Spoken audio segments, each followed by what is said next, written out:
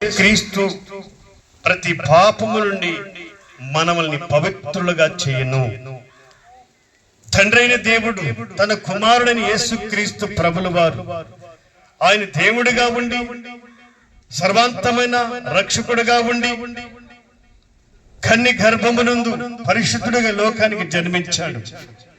మన ఆసియా ఖండం, మన భూభాగములో ఇశ్రాయేలు ప్రదేశములో ఆయన కన్ని గర్భముగా పరిశుద్ధుడుగా కామ క్రోధ మదమచ్చు లేని వ్యక్తిగా ఆయన లోకానికి జన్మించాడండి.